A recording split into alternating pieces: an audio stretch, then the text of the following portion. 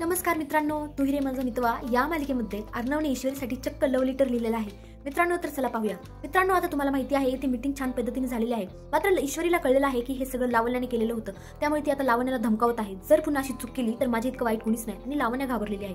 मित्रांनो, आता आनंदाची गोष्ट आपल्याला कळणार आहे, ती म्हणजे अर्णवचा आवाज वापस आलेला आहे.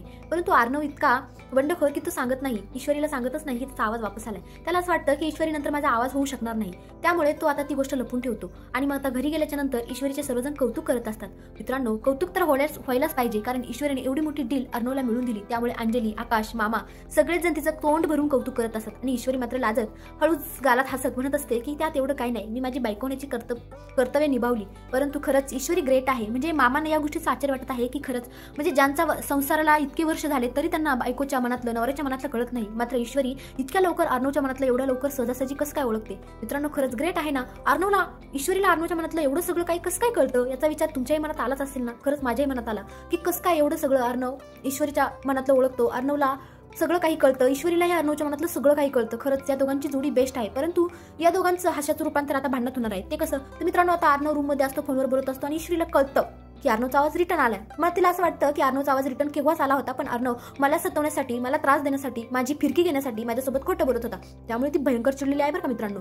ती चिडलेली आहे. ती बोलत आहे की अर्णव सर, तुम्ही मला का नाही खरं सांगितलं तुमचा आवाज आलाय म्हणून. तुम्ही मला फिरवत होतात ना, मला नाचवत होता तुमच्या तालावर, तुमचा आवाज आलाय, पण मला तुम्ही सतवण्याचा एक चान्सही सोडत नाही. म्हणजे मित्रांनो, 2 मिनिटापूर्वी शांत आनंदी असणारे हे दोघे नवरा बायको चक्क 2 मिनिटात लगेच भांडायला लागले. हे भडकुचंद आणि मिस सिंतूर, खरंच खतरनाक आहे कॉम्बिनेशन यांचं. Opposite poles attract each other असं आहे ना, तसंच यांचं. तर ना 2 मिनिटं भांडतात, लगेच पुन्हा गोड होतात. पण यांचं नातं खरंच स्वीट आहे. खरंच यांच्यासारखं नातं असायला पण नशीब लागतं. तर आता ईश्वरी रागवलेली आहे, चिडलेली आहे आणि झोपून घेतलेली आहे. तर अर्णव तिला म्हणण्यासाठी मित्रांनो चक्क तिला लेटर आणि एक छान सुंदर गुलाबाचं फुल देणार आहे.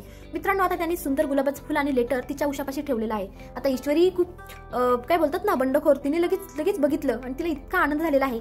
आणि ती आनंदात आता परत सरांना बोलते की सर, मी काय करू तुमचं, मला राग आला की तुम्ही मला लगेच मनवता, माझा राग लगेच घालता, काय करू मी तुमचं. आणि इतकी गोड हसत आहे आणि इतकं छान म्हणजे ना. तर आता दोघे जण एकमेकांना टाळी देत आहे. छान, इतकं सुंदर, म्हणजे त्यांच्या चेहऱ्यावरचे हास्य देवा कधीच जाऊ नको देऊ, इतके छान. म्हणजे अर्णव सुद्धा तिला इतकं छान पद्धतीने समजून घेत आहे. त्याला सुद्धा माहित आहे की बायकोला राग आल्यावर कसं मनवायचं. खरंच ही ट्रिक आहे ना, नवऱ्या लोकांना चांगलीच जास्त माहित असते की बायकोचा राग कसा घालवायचा, आणि बायकोला सुद्धा माहित असते की नवऱ्याचा राग कसा घालवायचा. तर ह्या दोघांचं नातं खूप बेस्ट आहे. तर मित्रांनो, आता काय वाटतं तुम्हाला, कमेंट मध्ये नक्की सांगा. धन्यवाद.